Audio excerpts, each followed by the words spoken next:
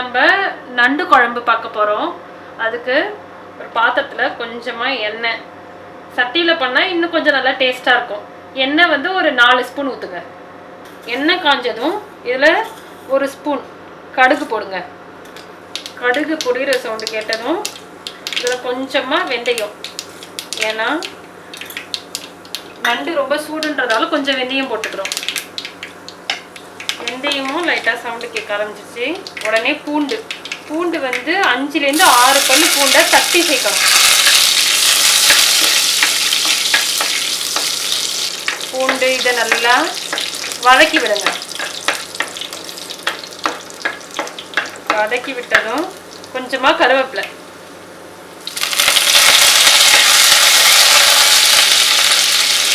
ஒரு 20 சின்ன வெங்காயம். சின்ன வெங்காயத்தை சும்மா ரஃப்பாக 2 பீஸாக கட் பண்ணி அப்படியே சேர்த்துக்கணும். சின்ன வெங்காயத்தை நல்லா வதக்குங்க. சின்ன வெங்காயம் இல்லாத பட்சத்தில் பெரிய வெங்காயம் சேர்த்துக்கோங்க. பெரிய வெங்காயம்னா 1 வெங்காயம் போதும். நல்லா கொஞ்சம் பெரிய வெங்காயம். சின்ன வெங்காயம்னா 20லேருந்து 25 வெங்காயம் தேவைப்படும். லைட்டாக வதங்கினா போதும், ரொம்ப வதங்கணும்னு அவசியம் இல்லை. 1 தக்காளி பழம் கட் பண்ணி அதையும் சேர்த்துக்கோங்க. தக்காளி பழம் நல்லா வதங்கணும். மீடியம் சைஸ் தக்காளி பழம்னா 1, சின்ன தக்காளி பழமாக இருந்தால் 2 தக்காளி பழம் போடணும். தக்காளி பழம் வெங்காயம் நல்லா வதங்கணும். சீக்கிரம் வதங்கிறதுக்கு இதில் கொஞ்சோண்டு உப்பு போடலாம்.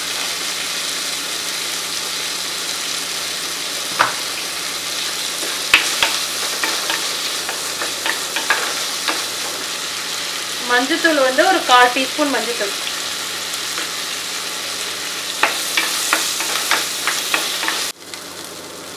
இந்த தக்காளி பழம் நல்லா வதங்குற சமயத்துக்குள்ள நம்ம அடுப்பை கொஞ்சம் சீராக வச்சுட்டு நண்டுக்கு தேவையான தேங்காய் பேஸ்ட்டை அரைச்சி ஊற்ற போகிறோம்.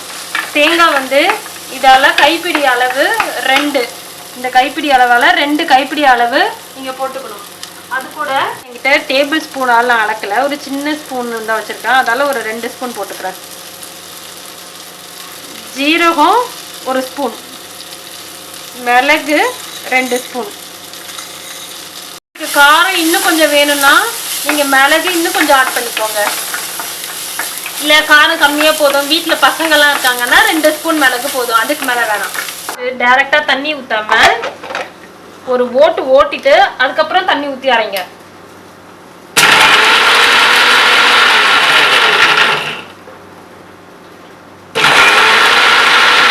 தக்காளி பழம் கொஞ்சம் ஓரளவுக்கு வதங்கிடுச்சு.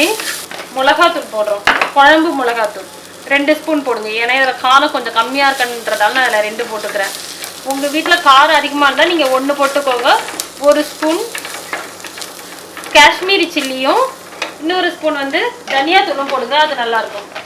கொஞ்சமாக தண்ணி ஊற்றிக்கோங்க, அப்போ தான் மிளகாத்தூள் நல்லா சீக்கிரமாக வேகும். பூண்டு காஷ்மீரி சில்லி போட்டுக்கிறேன் கலருக்காக. கொஞ்சமாக தண்ணி ஊற்றி இந்த மசாலா அந்த பச்சை வாசனை போகிற வரைக்கும் லைட்டாக வேக வைங்க. ஒரு 2 நிமிஷம் வெந்தால் போதும், அதுக்கு மேலே வேகணும்னு அவசியம் இல்லை. ஓரளவுக்கு மசாலாலாம் நல்லா வதங்கிடுச்சு. இப்போ இதில் 1 ஸ்பூன் உப்பு போடணும். உப்பு போட்டுட்டு இதில் ஒரு நெல்லிக்காய் சைஸ் புளியை கரைச்சி ஊற்றணும். நான் முன்னாடியே கரைச்சி வச்சுருக்கேன், அதை அப்படியே ஊற்றுறேன். இது ஒரு 2 நிமிஷம் நல்லா கொதிக்கட்டும். ரொம்ப எண்ணெய் பிரிஞ்சு வரணும் அப்படின்லாம் அவசியம் இல்லை. இதில் நம்ம வாஷ் பண்ணி வச்சுருக்க நண்டு எப்படியும் இது வந்து ஒரு 3/4 கிலோ இருக்கும். இந்த நண்டை போட்டுக்கிறேன் நான். நண்டு போட்டுட்டு இந்த மசாலாவோட இந்த நண்டை நல்லா ஃபஸ்ட்டு பரட்டி விடணும்.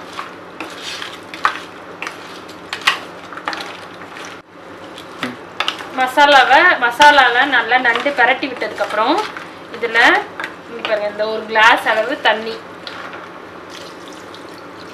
போட்டு லைட்டாக கொதிக்க விடணும். உங்களுக்கு எவ்வளோ குழம்பு தேவையோ, அதாவது நண்டுக்கு எவ்வளோ குழம்பு, இந்த இவ்வளோ நண்டு 1/2 கிலோ நண்டுக்கு இவ்வளோ தூரம் குழம்பு வச்சா போதும் நம்மளுக்கு தோணுதோ அந்த அளவுக்கு தண்ணி ஊற்றிக்கோங்க. இதை ஒரு 10 நிமிஷம் மீடியம் ஃப்ளேமில் வச்சு கொதிக்க விடணும். நண்டு இந்த மாதிரி கொதி வரணும். கொதி வந்ததுக்கப்புறம் பார்க்கும்போது பாருங்கள் அந்த கலர்லாம் சேஞ்ச் ஆகிருக்கு, குழம்பு கலர்லாம் சேஞ்ச் ஆகிருக்கு பாருங்கள். நண்டு இதிலே கொஞ்சம் வெந்துருச்சு. இப்போ அரைச்சி வச்ச தேங்காய் பேஸ்ட் நல்லா மையாக அரைச்சிருக்கணும். இதையும் இதில் அப்படியே ஊற்றிட வேண்டியதுதான். மிக்ஸி ஜாரில் இருக்கிற அந்த தண்ணியை கொஞ்சம் ஊற்றி அதையும் இதில் ஊற்றி விட்டுருவோம். ஊற்றி நண்டை நல்லா அதில் பரட்டி விடணும். எப்போதுமே தேங்காய் போட்டு சீக்கிரம் எடுத்துடணும்னு சொல்லுவாங்க. ஆனால் நண்டு கோண்டி தேங்காய் போட்டு கொஞ்ச நேரம் கொதிக்க விடலாம் நல்லா. அப்போ தான் அந்த எசன்ஸ்லாம் நல்லா இறங்கும். மட்டனுக்கெலாம் தேங்காய் போட்டு சீக்கிரம் எடுத்துடணும், ஆனால் நண்டுக்கு சீக்கிரம் எடுக்கக்கூடாது. 10 நிமிஷம் நல்லா கொதிக்க விடணும். நண்டோடைய கலர்லாம் இன்னுமே இதெல்லாம் இன்னும் கொஞ்சம் ஒயிட்டாக இருக்குது. இதுவுமே நல்லா ரோஸ் கலரில் வரணும். அப்போ தான் நண்டு கொதிச்சுதுன்னு அர்த்தம். இந்த ஸ்டேஜில் நீங்கள் உப்பு காரம் கூட நீங்கள் செக் பண்ணி பார்த்துக்கோங்க. இப்போ நம்ம இதை திறந்து பார்ப்போம். நண்டு ரெடி ஆயிடுச்சு. குழம்பு பாருங்கள், நண்டு நல்லா வெந்திருக்கு. இதை திறந்தாலே அந்த நண்டோட வாசனை அப்படியே தெரியும்.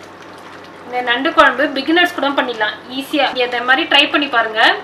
உங்களுக்கு பிடிச்சிருந்தா லைக் பண்ணுங்கள், ஷேர் பண்ணுங்கள், சப்ஸ்கிரைப் பண்ணுங்கள்.